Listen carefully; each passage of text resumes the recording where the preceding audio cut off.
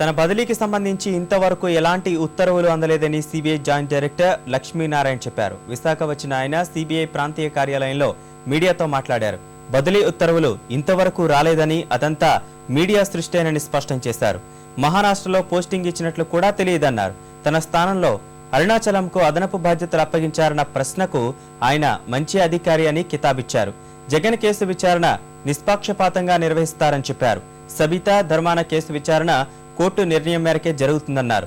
తనపై ఎలాంటి ఒత్తిళ్లు లేవని లక్ష్మీనారాయణ వివరించారు. బదిలీలు అవన్నీ మీరే ఇస్తున్నారండి ఆర్డర్స్. ఇంతవరకు ఎలాంటి ఆర్డర్ రాలేదు. ఇంతవరకు మహారాష్ట్రలో ఎక్కడ నన్ను పోస్టింగ్ చేస్తారన్నది ఇంతవరకు ఏది తెలియదు. అది సిబిఐకు నా ప్లేస్లో ఆయనకు అడిషనల్ ఛార్జ్ ఇవ్వడం జరిగిందండి. అది నేను ట్యూస్డే ఛార్జ్ హ్యాండ్ ఓవర్ చేస్తాను ఆయనకి. మనుషులు ముఖ్యం కాదు, సిస్టమ్స్ ముఖ్యం అన్నమాట. కాబట్టి మనుషులు వెళ్ళిపోయినా కూడా సిస్టమ్స్ నడుస్తాయి. అదే సిబిఐ యొక్క విశిష్టత. కాబట్టి ఎలాంటి ఇది లేకుండా వచ్చే అధికారులు కూడా ఇదే రీతిలో వాళ్ళు ఇంకా బాగా కూడా ఇన్వెస్టిగేషన్ ఖచ్చితంగా చేస్తారు.